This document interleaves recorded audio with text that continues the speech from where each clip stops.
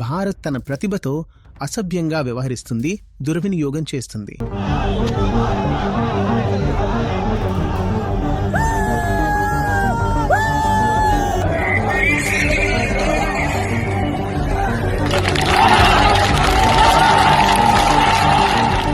స్వాతంత్ర్యం వచ్చి ఇన్ని సంవత్సరాలు గడిచినా ఈ విధమైన ప్రాథమిక సమస్యలను ఇప్పటికీ పరిష్కరించలేకపోతున్నామనేది ఎంతో దురదృష్టకరం. విద్యార్థులు ఇప్పటికీ పేపర్ లీక్లు, అవినీతి వంటి సమస్యల్ని ఎదుర్కొంటుండటం బాధాకరం. ఇది దేశానికి మంచి లక్షణం కాదు. దీనివల్ల చాలా భయపడే మోసపూరితమైన అబ్బాయిలు తయారవుతారు. నువ్వు ఎగ్జామ్ సెంటర్కి వెళ్ళావుని, కంప్యూటర్ పనిచేయడం లేదుని, మౌస్ పనిచేయడం లేదుని, బయోమెట్రిక్ సరిగ్గా లేదు, నిన్ను చాలా దూరంగా ఉన్న సెంటర్కి పంపించారు. ఇవన్నీ ఒకెత్తుపైగా పేపర్ లీక్ అయిపోతే అప్పుడు ఆ మనిషి జీవితంలో ఎప్పుడైనా కష్టాన్ని, జ్ఞానాన్ని గౌరవిస్తాడా? నా అదృష్టం యాదృచ్ఛిక సంఘటనల మీద ఆధారపడి ఉండదు. నా అదృష్టం నా స్వాభిమానంతో, నా శ్రమతో నిర్ణయించబడుతుంది. కానీ చివరికి ఆ రొట్టె కోసం జరిగే పోరాటమే మళ్ళీ మనల్ని ఈ మట్టిలోకి లాగేస్తుంది. జీ ప్రణామ్ ఆచార్యజీ. నా ప్రశ్న ఇటీవల ఎస్ఎస్సి ఎగ్జామ్స్ వ్యవస్థపై జరుగుతున్న నిరసనల గురించి. ఇది చాలా బాధాకరం. ఎందుకంటే దేశానికి స్వాతంత్ర్యం వచ్చిన ఎన్నో సంవత్సరాల తర్వాత కూడా ఇలాంటి ప్రాథమిక సమస్యలను మనం పరిష్కరించలేకపోతున్నాం. విద్యార్థులు పేపర్ లీక్, అవినీతి లాంటి విషయాల్ని ఎదుర్కొంటున్నారు. ఒకవైపు మనం సుసంస్కృత సమాజం, అభివృద్ధి చెందిన దేశమని చెప్పుకుంటున్నాం. కానీ మరోవైపు ఇలాంటి సమస్యలను పరిష్కరించలేకపోతున్నాం. దీని వెనుక ఉన్న మౌలిక కారణం ఏమిటి? అసలు విషయాలన్నీ తరువాతే వస్తాయి. ఈసారి నీవు కూడా ఏమైనా పరీక్ష రాసావా? మీకు దీనిలో ఇంత ఆసక్తి ఏమిటి? మీ సోదరులు, స్నేహితులు ఎవరైనా రాశారా? విషయం ఏంటి? అవును, ముందు నా పరిచయాల్లో కొంతమంది ఇచ్చారు. ప్రతి సంవత్సరం ఇందులో సగటున 10,000 నుంచి 20,000 వరకు సీట్లు ఉంటాయి. సరేనా? ప్రతి సీటుకి 200 మంది కంటే ఎక్కువ మంది అప్లై చేస్తారు. నేను మాట్లాడుతున్నాను కొన్ని రోజుల క్రితమే జరిగిన విషయం ఇది. ఎవరికో చెబుతున్నాను.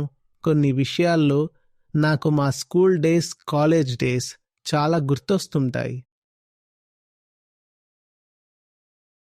ఈ విషయంలో అన్నీ స్పష్టంగా ఉన్నాయి. నాకు తెలుసు నేను ఎన్ని మార్కులకు పరీక్ష రాశానో. నాకు దాదాపుగా అన్ని మార్కులు మాత్రమే వచ్చాయి. మీకే తెలుసు నిజాయితీగా మీరెంత చేశావో, ఎంత కరెక్టో. 98 రాస్తే 98 వస్తాయి. 95 రాస్తే 95, 80 అయితే 80 నీ కష్టమే ఫలితం. పాఠ్యాంశం ఖచ్చితంగా నిర్ణయించబడ్డది. ప్రపంచం నిండా ఏవైనా అర్థం లేని విషయాలు మిమ్మల్ని అడగరు. ఆ సిలబస్ తయారు చేసిన వాళ్ళు మంచి సంస్కారం ఉన్నవాళ్ళు. వాళ్లకి తెలుసు ఒక బాలుడు లేదా కిషోరుడు తరువాత యువకుడుగా మారుతున్న వ్యక్తికి ఏం తెలుసుకోవాలి అనేది. అందుకే వాళ్ళు చాలా మంచి విషయాలన్నీ తమ సిలబస్లో పెట్టారు. నిజంగానే అది చాలా బాగుండేది. ఐసిఎస్సి, తర్వాత ఐఎస్సి, ఆ తర్వాత 2 కాలేజీలు. 7వ తరగతిలోనే 16 టేల్స్ ఫ్రమ్ షేక్స్పియర్ వచ్చింది. 8వ తరగతి నుంచి షేక్స్పియర్ని చదవడం మొదలెట్టేశాం. 12వ తరగతి వరకు సిలబస్లోనే ఉన్నాడు. బాగా బాగుండేది. ముందు సిలబస్ గొప్పగా ఉండేది. ఆ తర్వాత నీ తలైపు, నీ తయారీ మీద ఆధారపడి ఉండేది. నువ్వు బాగా చదివితే చాలు. నీవు ఎంత చదివావో, ఎంత జ్ఞానం సంపాదించావో, ఎంత తెలుసుకోగలిగావో దానికి తగ్గట్టు నీ మార్కులు వస్తాయి, ర్యాంకు వస్తుంది. నాకు ఇది చాలా క్లియర్గా అనిపించేది. కానీ ఆ క్లారిటీ కాలేజీ గోడలు దాటి బయటికి వచ్చాక మాయమైపోయింది. ఇప్పుడు నేను ఏం మాట్లాడుతున్నానో దాని ప్రకారమే ఫలితం వస్తుందా అంటే అది కాస్త అలా కాదు. ఇప్పుడు విషయం ఏంటంటే నువ్వు నీ పని చెయ్యాలి. ఫలితాల గురించి ఆలోచించకుండా వదిలేయాలి. పైగా పనికి తగిన ఫలితం కూడా ఉండకపోవచ్చు. కానీ ఇవన్నీ తర్వాత జరిగాయి. అవి అప్పుడే జరిగాయి. నేను బలంగా మారిన తర్వాత అప్పుడు నాకు ఫలితాల గురించి పట్టించుకోవాల్సిన అవసరం లేకుండా పోయింది. కాని నువ్వు ఇంకా యువకుడివై ఉన్నప్పుడు, నువ్వు ఒక అబ్బాయివైనా లేక చిన్న అమ్మాయివైనా నీకు చాలా అవసరం ఉంటుంది. ఈ ప్రపంచం న్యాయం ఉన్న స్థలం అనిపించాలి. ఈ లోకం నిజాయితీకి విలువ ఇచ్చే స్థలం అనిపించాలి. అందుకే నేను అన్నాను, నాకు పాత రోజులు గుర్తొస్తున్నాయి. అవి న్యాయం ఉన్న రోజులు. ఇప్పటిలా కాదు. నేను ఎంతో మంచిగా చేస్తున్నాను, అయినా ఎన్నో ఇబ్బందులు ఎదురవుతున్నాయి. తలనొప్పి వస్తోంది. మరోవైపు చూస్తే కొంతమంది చెత్త పనులే చేస్తున్నా బళా బళా ఎక్కిపోయారు. చంద్రుని మీద కూర్చున్నట్టున్నారు. ఇప్పుడు పరిస్థితి అలాంటిదే. కాని ఇప్పుడు నేనది భరించగలను. ఎందుకంటే నేను విద్యార్థిని కాదు. ఇకపై ఇప్పుడు నేనొక బలమైన పెద్ద మనిషినయ్యాను. ఫలితం ఎలా వచ్చినా సరే నా పని చేస్తూ ఉండగలను. కాని ఒక పిల్లవాడికి అతని ముందు నీవు అటువంటి పరిస్థితిని ఉంచితే నీ శ్రమకు విలువ లేదు. చతురతలు మాత్రమే పనిచేస్తాయి, అదృష్టమే అంతటితో అని చూపిస్తే చెప్పు మరి అతని పరిస్థితి ఏమవుతుంది? ఇంకెప్పటికీ ఎవడూ ప్రశాంతలాగా ఎదగడు. అతను సిద్ధమవుతున్నాడు. చాలా ఏళ్లుగా సిద్ధమవుతున్నాడు. ఏ పరీక్షైనా కావచ్చు, ఎస్ఎస్సి కావచ్చు, యూపీఎస్సి కావచ్చు, లేదా భారత్లో నీట్ కూడా కావచ్చు. ఇలాంటి విషయాలు గత సంవత్సరం కూడా జరిగాయి కదా. మెడికల్ వాళ్ళు పెద్ద ఎత్తున నిరసనలు చేశారు. అలాగే రాష్ట్ర స్థాయి పరిపాలనా సేవల కమిషన్లలో కూడా అప్పుడప్పుడు ఇలాంటి సమస్యలు వస్తూనే ఉంటాయి. ఇప్పుడు ఒకడు 3 సంవత్సరాలు 5 సంవత్సరాలు ఒక గదిలో కూర్చొని చదువుకున్నాడు. అంతలోనే ఇంకొకడు యాదృచ్ఛికంగా లేదా చతురతతో లేదా పేపర్ లీక్ చేయించి ఇప్పుడు మిఠాయిలు తింటున్నాడు. నీకు మాత్రం నీవు చేసిన సిద్ధతకి ఫలితం దక్కడం లేదు. మొత్తం పరిపాలనా అవ్యవస్థకి నీవు బలయ్యావు. నీ అడ్మిట్ కార్డ్ రాలేదు. ఎగ్జామ్ సెంటర్కి వెళ్ళినప్పుడు కంప్యూటర్ పనిచేయలేదు, మౌస్ పనిచేయలేదు, బయోమెట్రిక్ సరైనట్లు రాలేదు, సెంటర్ను దూరమైన చోట ఇచ్చారు. ఇవన్నీ నీతో జరుగుతున్నాయి. లేదా పేపర్ లీక్ అయిపోయింది, అది అయితే చెప్పనక్కర్లేదు. ఎంత ఘోరంగా ఉందో. ఇప్పుడు ఎన్నో మంది ఆ లీక్ వల్ల ఆనందంగా ఉన్నారు. అలాంటప్పుడు నీ మనసులో శ్రమకి, అర్హతకి, మెరిట్కి, జ్ఞానానికి ఏమాత్రం గౌరవం మిగులుతుంది? నీవెందుకు కష్టపడాలి? నీవు ఎందుకు కష్టపడాలని అనుకుంటున్నావో చెప్పు. ఒక మనిషికి చిన్నప్పుడే లేదా యవ్వనంలోనే ఇది నేర్పిస్తే, నీ కష్టం వల్ల ఏమీ జరగదు సార్, నీ ఇంట్లో డబ్బుంటే డొనేషన్తో పని అయిపోతుంది, లేదా నీవు ఎవ్వరినైనా తెలిసి ఉంటే చాలు అని, అప్పుడు ఆ మనిషి ఎలా కష్టపడతాడు? ఐసిఎస్సిలో ఒక పాఠ్యపుస్తకంలో సోస్ రామ్జీకి మహిమ అనే కథ ఉండేది. హిందీలో ఉండేది. ఆ కథలో చెప్పేదేమిటంటే, డబ్బు లేదా సోర్సులు ఉంటే పని అవుతుంది, లేకపోతే తికడంబాజీతో అయినా చేయించుకోవచ్చు అని. మరి తర్వాత ఇవన్నీ అనుకోండి, అసలు లేవు అని. ఇవన్నీ సిస్టంకు బయట ఉన్న విషయాలే. ఎవరో సోర్స్ వేశాడు, ఎవరో పేపర్ లీక్ చేశాడు కదా, లేదా ఎవరికైనా సెలెక్షన్ అవ్వడం లేదు కాబట్టి డొనేషన్ ఇచ్చి వెనక నుంచి తోసేశారు. ఇవన్నీ సిస్టంకు బయట జరిగే సంగతులే. కానీ సిస్టమ్ లోపల ఏముంది? కోచింగ్ క్లాసులు బహిరంగంగా రాస్తున్నాయి, shortcuts for success, tricks for success అని. దేశంలో ఆర్యభట్లు ఎలా పుడతారు చెప్పండి? గణితం చదువుతున్న విద్యార్థులంతా గత ఏడాది ప్రశ్నాపత్రాలు తీసుకుని షార్ట్కట్స్ వెతుక్కుంటూ కూర్చుంటే, గత 100 ఏళ్లలో మనం ఎంతమంది గొప్ప గణిత శాస్త్రజ్ఞులను తయారు చేశామో చూడు. ఎలా తయారవుతారు వాళ్ళు? ఇక్కడ ఎవడినైనా అడిగితే నేను మ్యాథ్స్ స్టూడెంట్ అంటాడు, కానీ నిజానికి మ్యాథ్స్ పేరుతో కూర్చొని ఎంసీక్యూలకి షార్ట్కట్ ట్రిక్స్ వెతుకుతున్నాడు. ఇలాంటి స్థితిలో ఇక్కడ నుంచి గణిత శాస్త్రజ్ఞులు బయటపడతారా?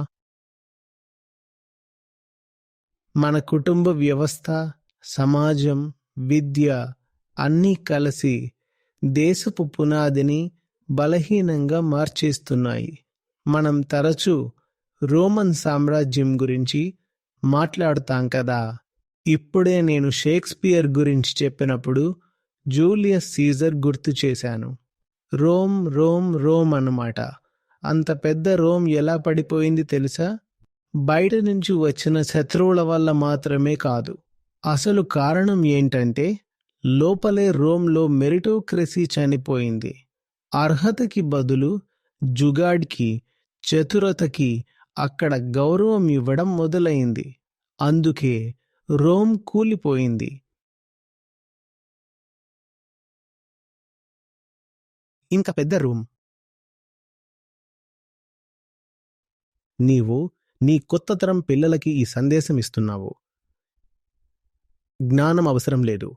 అర్హత, పాత్రత, శ్రమ ఇవి ముఖ్యమైనవి కావు. నీవెంత కష్టపడినా ఈ వ్యవస్థ నీ కష్టానికి గౌరవం ఇవ్వదు. నీవు ఎంత శ్రమించినా మేము నీకు ఎంట్రీ పాస్ ఇవ్వము అని చెబుతున్నావు. ఇప్పుడు ఆ మనిషి జీవితంలో ఎప్పుడైనా కష్టానికి, జ్ఞానానికి గౌరవం ఇస్తాడా నిజంగా? అతను లోపల నుండి చాలా చేదుగా మారిపోతాడు. చెబుతాడు, మేము ఒకప్పుడు చాలా కష్టపడ్డాం, కాని కష్టం వల్ల ఏమీ జరగదు. జుగాద్ వల్ల జరుగుతుంది, షార్ట్కట్ వల్ల జరుగుతుంది. లక్షల రూపాయలు ఖర్చు చేసి కోచింగ్ తీసుకుంటేనే సాధ్యమవుతుంది. కోచింగ్ సెంటర్లో సక్సెస్ ట్రిక్స్ నేర్పిస్తారు, అక్కడి నుంచే సాధ్యమవుతుంది. ఇంకా డబ్బు ఉంటే నీవే పేపర్ లీక్ చేయించుకోవచ్చు. పేపర్ లీక్ చేసే ఏజెంట్లు కూడా తిరుగుతున్నారు. రైతు ఎంత కష్టపడి పంట పండించాడో చివరికి ఆ పంటను మార్కెట్లో ఉన్న దళారులు గుంజేసుకుంటే అతనికి ఎంత బాధగా ఉంటుందో తెలుసా? కష్టం రైతు పడతాడు, కానీ లాభం మాత్రం ఎవరైనా వచ్చి తీసుకెళ్తారు. అది ఎలా అనిపిస్తుందో చెప్పుకోండి. అలాగే ఒక విద్యార్థికి అనిపిస్తుంది. ఎందుకంటే అతను చూస్తాడు కదా, రైతు అయితే ఒక్కసారి, అంటే ఒక్క సంవత్సరం లేదా ఒక్క సీజన్ పాటు కష్టపడతాడు. కానీ విద్యార్థుడైతే భారతదేశంలో ఉన్న వ్యవస్థ ప్రకారం 2 సంవత్సరాలు, 4 సంవత్సరాలు, 6 సంవత్సరాలు.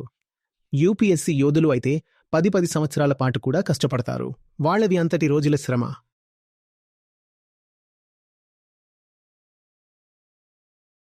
మరియు ఆ కష్టానికి పొరుగులేదు.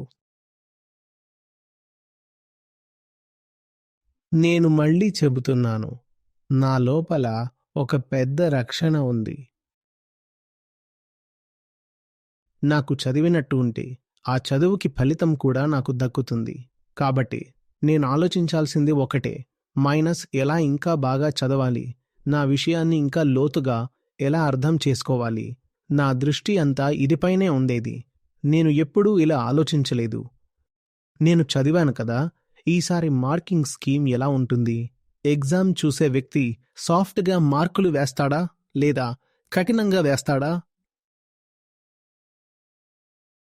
ఈ విషయంలో నేను నన్ను అదృష్టవంతుడిగా భావిస్తాను. నా స్కూల్ అలా ఉండేది. దేశంలో తర్వాత నేను చదివిన సంస్థలు కూడా అలాంటివే. నాకు ఎంట్రన్స్ ఎగ్జామ్లో ఇంత చేశానంటే మార్కులు ఎంత వస్తాయో అని ఆలోచించాల్సిన అవసరం ఉండేది కాదు. నేను ఎంత పని చేశానో అంతే మార్కులు వచ్చేవి. తక్కువ కాకుండా, ఎక్కువ కాకుండా. చెడుగా చేశావంటే చెడు ఫలితం వస్తుంది, బాగానే చేశావంటే. అతని వల్ల మనసులో ఒక రకమైన భద్రతా భావన కలుగుతుంది. అతను లోపలే ఒక బలమైన ఆధారంగా మారిపోతాడు. ఏ ఆధారం అంటే ఏమిటి? నా అదృష్టం యాదృచ్ఛిక సంఘటనలపై ఆధారపడినది కాదు. నా అదృష్టం, నా ఆత్మగౌరవం, నా కృషి, నా శ్రమ మీద ఆధారపడి నిర్ణయించబడుతుంది. ఇదే నాకు ఓ బలమైన ఆధారంగా మారుతుంది. మరి అదే సమయంలో ఒకసారి నీలో ఈ భావనను సమాజం, వ్యవస్థ, ప్రభుత్వం, మొత్తం వాతావరణం నాటేసింది. బాబూ, నువ్వు రామభరోసే. వాళ్ళు లేకపోతే నువ్వు అలల తాకిళ్లకు లోనయ్యేవాడివి. నీవు ఎగిరే ఆకువి, గాలులు నిన్ను ఇక్కడికి అక్కడికి తిప్పేస్తున్నాయి. అదంతా జరిగిన తర్వాత మనిషి లోపల నుంచి చాలా అసురక్షితంగా ఫీలవుతాడు. అతను అంటాడు, ఏమైపోతుందో నాకు అర్థం కావడం లేదు. ఎందుకంటే నేను ఎంత కష్టపడినా ఫలితం ఇంకేదో మీదే ఆధారపడి ఉంటుంది. ఏమవుతుందో తెలీదు. ఒకటైతే ఇప్పటికే ఒక్కో సీటుకు 200, 250 మంది పోటీ పడుతున్నారు. అందులోనూ నా సెలక్షన్ అయినా లేదా నా రిజల్ట్ అయినా అది నా కష్టానికి సంబంధం లేకుండా నడుస్తోంది. చాలా బలమైన అసురక్షిత భావన వచ్చేస్తుంది. చాలా తక్కువ కాదు, గట్టిగానే వస్తుంది. అదే అసురక్షిత భావన మనకి భారత్లో ప్రభుత్వ ఉద్యోగం మీద ఉన్న పిచ్చిలో కనిపిస్తుంది. ఇప్పుడు అర్థమవుతుందా? అందులో అసురక్షిత భావన వచ్చిందంటే నీవు బయట ఏమి వెతుకుతావు? భద్రతే కదా. నీవు అనుకుంటావు, ఒక మంచి ఉద్యోగం దొరకాలి, అక్కడ నన్ను తొలగించలేని విధంగా నియమాలు ఉండాలి, లేదా తొలగించడం చాలా కష్టం అయిపోవాలి. అక్కడ నాకు ఇప్పుడు జీతం మాత్రమే కాదు, తర్వాత పెన్షన్ కూడా రావాలి, ఇంకా పీఎఫ్, గ్రాట్యుటీ వంటివి ఉండాలి. ఆరోగ్య ప్రయోజనాలు కూడా రిటైర్మెంట్ తర్వాత కొనసాగాలి.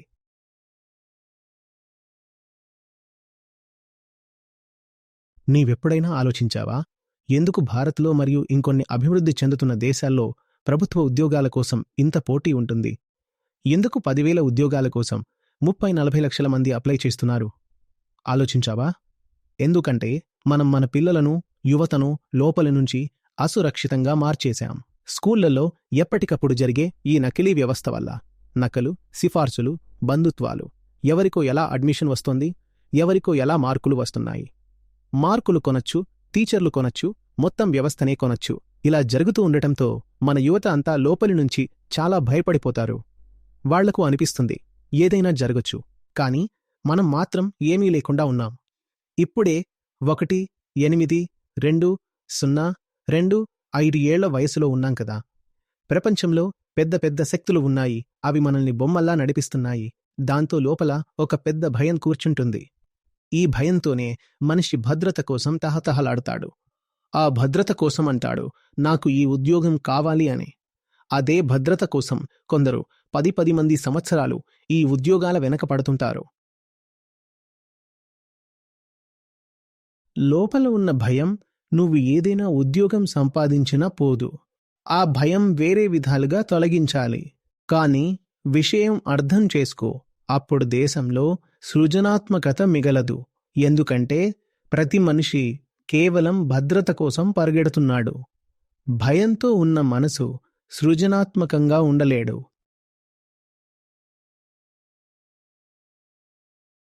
ఇంకా జీవితం యొక్క మౌలిక విషయాలు న్యాయంగా ఉన్నాయా లేదా సవ్యంగా ఉన్నాయా అన్నదే తెలియని మనిషి అదే మౌలిక విషయాల కోసం తిప్పలు పడుతూనే ఉంటాడు. అలాంటివాడు ఎప్పుడూ గొప్పగా ఏదైనా ఆలోచించడు.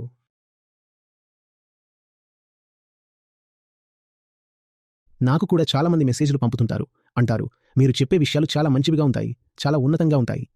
కానీ మేమేం చెయ్యాలి? ఎందుకంటే మేమున్న చోట, మన ఇల్లు, చుట్టుపక్కల ప్రాంతం, మన దేశంలో ఉన్న వ్యవస్థ మా రొట్టె నీళ్లకే సరైన ఏర్పాట్లు చేయలేకపోతుంది. ఓహ్, మేము మీ మాటలు వింటే ఆకాశంలో ఎగిరిపోతాం. కాని వెంటనే ఈ రొట్టె కోసం జరిగే పోరాటం మమ్మల్ని లాగేసి మళ్లీ నేలపై పడేస్తుంది. ఇది నాకు అర్థమవుతోంది. రొట్టె అంత పెద్ద విషయం కాదు. ఒకవేళ సిస్టమ్ అలా ఉండి ఉంటే ఎంత చేస్తే అంత దక్కుతుందంటే అప్పుడు జీవితం చాలా సులభంగా ఉండేదే. ఏది ఖచ్చితంగా లేదో తెలుసా? ఈ అనిశ్చితి అనే విషయం చాలా ప్రమాదకరం, చాలా ప్రమాదకరం.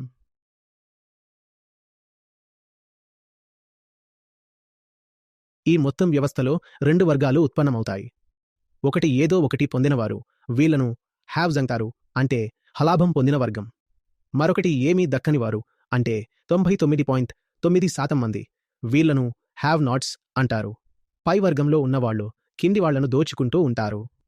మనం వీళ్లను అందరికీ సేవ చేసే అధికారులు అంటాంగాని నిజానికి వాళ్లు సేవ చేయటం కాదు, అక్కడ కూర్చుని పాలకులుగా మారిపోతున్నారు.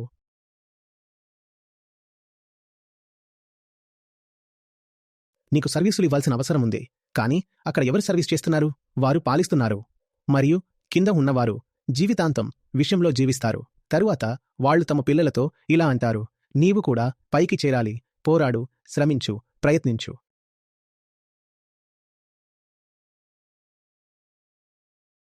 ఒక మంచి సమాజం, ఒక మంచి దేశం, తర్వాత ఒక మంచి ప్రపంచం అనేది తన ప్రజలకు నీ అర్హతకు గౌరవం లభిస్తుంది, నీ శ్రమకి విలువ దక్కుతుంది అనే నమ్మకాన్ని కలిగించడం ద్వారా తయారవుతుంది.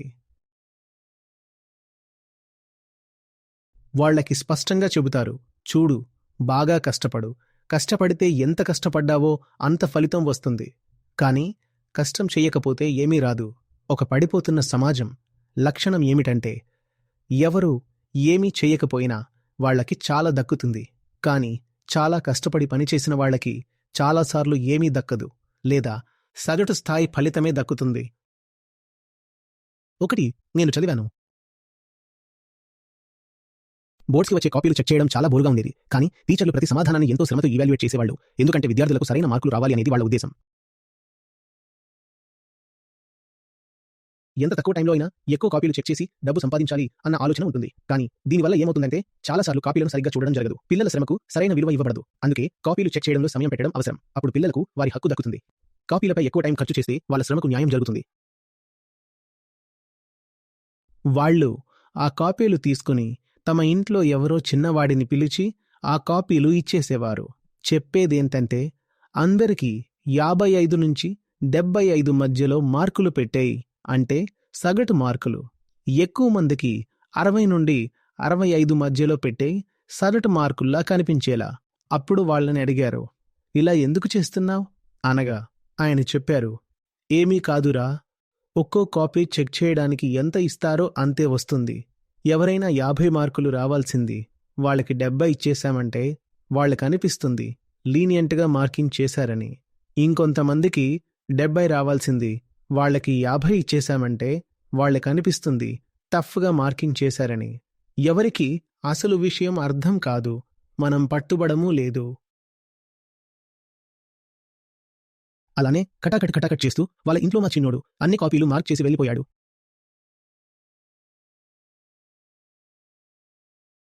ఇప్పుడు ఇక్కడ విద్యార్థికి అనిపిస్తుంది తన భవితవ్యం తన నిజాయితీ మరియు కష్టపడి పనిచేయడంపై ఆధారపడి ఉందని.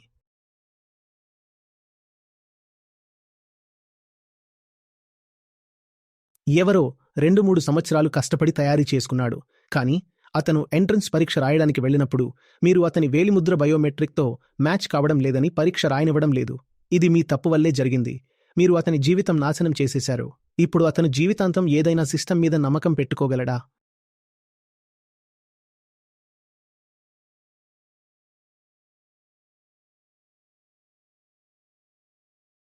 అమెరికాను మనం ఇప్పుడు ప్రపంచంలో అన్ని విధాలా ముందున్న దేశంగా చూస్తున్నాం. రక్షణలోనూ ఆర్థికంగా కూడా కళల విషయంలోనూ వాళ్లే ముందున్నారు. జ్ఞానంలోనూ వాళ్లే ట్యాప్లో ఉన్నారు. ఒకసారి చూడండి, ప్రపంచంలోని టాప్ 100 యూనివర్సిటీల్లో ఎంతమంది అమెరికాలో ఉన్నాయో.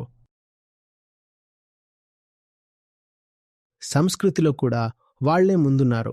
ప్రపంచ సంస్కృతిని హాలీవుడ్ ప్రభావితం చేస్తుంది. ఆటల్లో కూడా వాళ్లే టాప్లో ఉంటారు.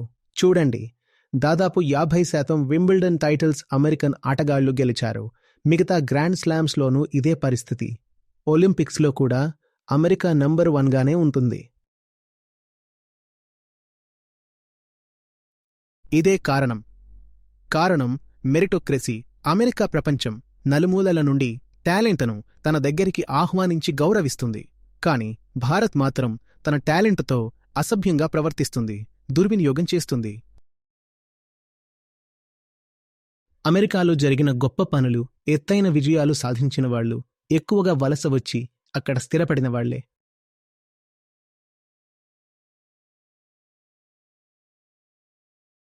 వాళ్లు యూరప్ నుంచి వచ్చినా, లాటిన్ అమెరికా నుంచి వచ్చినా, లేదా భారత్, చైనా నుంచి వచ్చినా వాళ్లు అమెరికాకి పెద్దగా సహాయం చేశారు.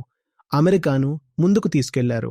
అమెరికా వాళ్లను ఆహ్వానించింది, చెప్పింది, మేము నీ చర్మం రంగు చూడడం లేదు, నీ కులం చూడడం లేదు. మేము నిష్పక్షపాతంగా నీ ప్రతిభను, నీ శ్రమను చూస్తాం. నీవు ప్రతిభావంతుడివి మరియు శ్రమించాలనుకుంటే రా, మేము నిన్ను గౌరవిస్తాం. నీవేంటి దేశానికి చెందినవాడైనా పర్వాలేదు.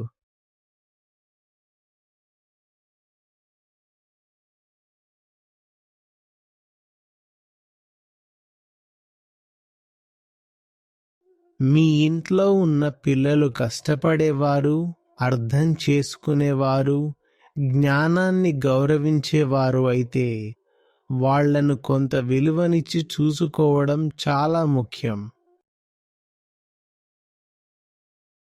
గాడిద గుర్రం ఒకటే అని అనకండి. నేను ఇతర పిల్లల్ని నిర్లక్ష్యం చేయాలని లేదా తక్కువగా చూడాలని చెబుతున్నట్టు కాదు. ఇది చూపించడం అవసరం ఆ రెండో పిల్లాడికి. చూడు బాబు, అతను ఎక్కువగా కష్టపడుతున్నాడు, కానీ నీవు కష్టపడటం లేదు. ఈ తేడా చూపించడం అవసరం ఆ వెనుక ఉన్న పిల్లాడికి. అప్పుడు అతనిలో ఈ విలువ స్థాపితమవుతుంది. కష్టం చేయడం ముఖ్యం, జ్ఞానం అవసరం.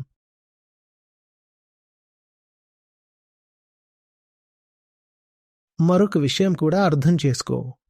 ఈ ఎంట్రన్స్ ఎగ్జామ్లు అన్నీ నీ జ్ఞానాన్ని పరీక్షించేందుకు ఉంటాయి కదా.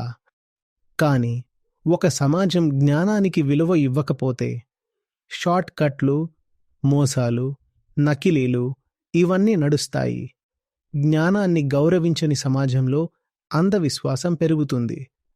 ఇప్పుడు అర్థమవుతోందా మన భారత్లో అంతగా అంధభక్తి, అంధవిశ్వాసం ఎందుకుందో? ఎందుకంటే మనం జ్ఞానాన్ని గౌరవించము. చాలాసార్లు కాలేజ్లో టాపర్ కంటే ఎక్కువ గౌరవం అక్కడి ఎమ్మెల్యే కొడుకు లేదా అతని మేనల్లుడు లాంటి పనికిరాని వాళ్ళకి దక్కుతుంది. దేశవ్యాప్తంగా ఉన్న చిన్న చిన్న కాలేజీల్లో ఇవే జరుగుతోంది. ఎమ్మెల్యే గారికి లేదా కార్పొరేటర్ గారికి ఏదైనా బంధువు అక్కడ చదువుతున్నాడంటే ఆ కాలేజీలో ఉన్న స్టాఫ్ అంతా అతని ముందు తలవంచుతారు. టాపర్ ఎవరో అనేది అక్కడ ప్రాముఖ్యత కలిగిన విషయం కాదు. ఇలాంటి పరిస్థితుల్లో గాని తరం ఎదగదు గాని దేశం అభివృద్ధి చెందదు. న్యాయమైన వ్యవస్థను ఏర్పాటు చేయడం అవసరం. భగవద్గీత చెబుతుంది కర్మణ్యేవాధికారస్తే మా ఫలేషు కదాచన అని. కాని ఈ మాట కొంచెం పక్వమైన మనసున్న వాళ్ళకి మాత్రమే వర్తిస్తుంది కదా. ఫలితాల గురించి ఆలోచించకుండా పనిచేయడం అంత సులువు కాదు. విద్య అంటే ఏమిటి అనేది మనం నిర్వచించాం. విద్య విముక్తయే అంటే విద్య అనేది మిమ్మల్ని బంధనాల నుంచి విముక్తం చేసే సాధనం. కాని ఇప్పుడు మన దగ్గర ఉన్న పాఠశాలలు ఎలా ఉన్నాయి? అక్కడ పిల్లలు నకిలీ చేయటం నేర్చుకుంటున్నారు, మోసం చేయటం, షార్ట్ కట్స్, ట్రిక్స్ ఇవే నేర్చుకుంటున్నారు. చివరికి వారి మనస్సులో ఇది బలంగా చైబపడుతుంది.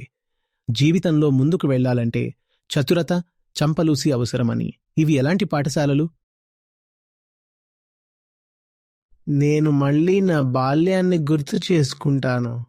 నా అర్హత ఆధారంగా మాత్రమే నన్ను ఎప్పుడూ అంచనా వేసినందుకు నేను ఎంతో కృతజ్ఞతతో ఉన్నాను. ఇతర ఏ కారణం వల్ల కాదు. ఇంట్లో కూడా, పాఠశాలల్లో కూడా.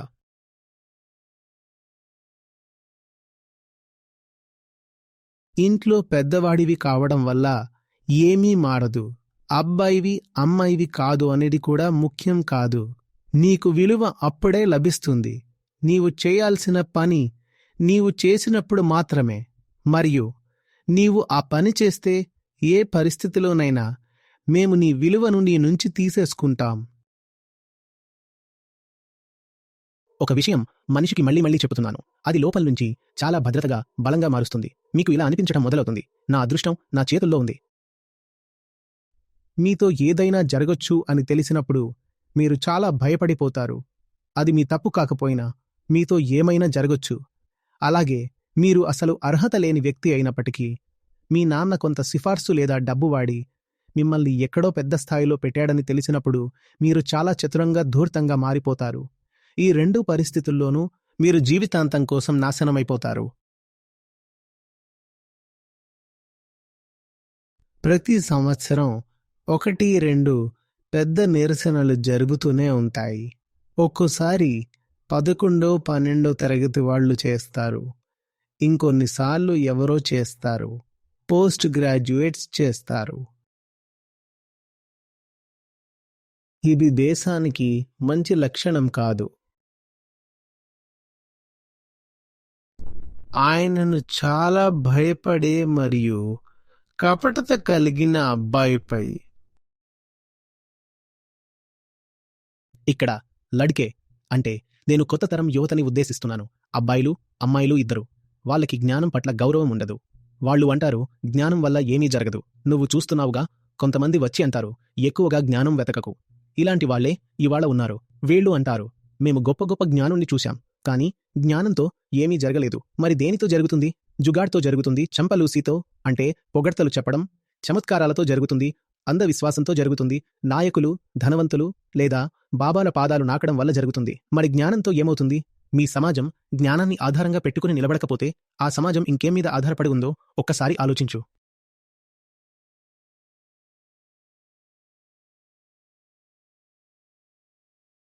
ఇక్కడ ఇంకో విషయం బయటపడుతుంది.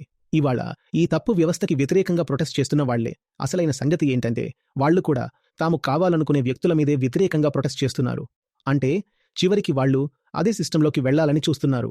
ఇంకా టీచర్లు కూడా ప్రొటెస్ట్ చేస్తుంటారు కదా, వాళ్లు కూడా ఎవరిని వ్యతిరేకిస్తున్నారంటే తామే చదివించి ఆ సిస్టంలో పంపిన వాళ్లను వ్యతిరేకిస్తున్నారు. ఖచ్చితంగా మనం చెప్పిందే కదా, ఇది ఒక పిరమిడ్ లాంటిదిగా తయారవుతుంది. పై భాగంలో దోపిడీ చేసేవాళ్లు ఉంటారు, కింద బాధపడేవాళ్లు. ఇప్పుడు ఈ బాధపడేవాళ్ల కల ఏంటంటే మనము ఎప్పుడో ఒకరోజు ఆ దోపిడీ చేసే వర్గంలో చేరాలి అనేది. వాళ్ల కలలు ఏమీ ఈ వ్యవస్థనే కూల్చేయాలని ఉండవు. వాళ్లంతా అనుకుంటారు పైపైన ఎక్కడో క్రీంలాగా మిగిలిపోతుందో మనకు కొంచెం దక్కితే బాగుంటుందని.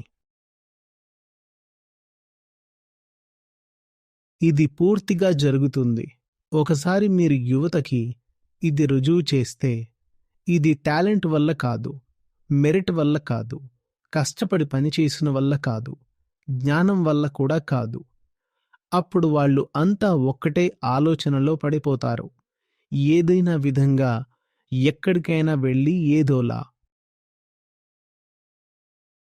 సెక్యూరిటీలో 5 జమ చేసి నువ్వు అతనికి చూపించావో నిజాయితీతో ఏమీ జరగదని, నిజాయితీకి ఎలాంటి లాభం ఉండదని. నువ్వే ఒక యువ విద్యార్థికి ఇది రుజువు చేశావు, నిజాయితీ వల్ల ప్రయోజనం లేదని.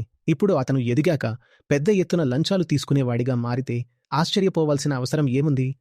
ఎందుకంటే నువ్వే అతనికి నిజాయితీకి విలువ లేదని చెప్పినవాడు కదా.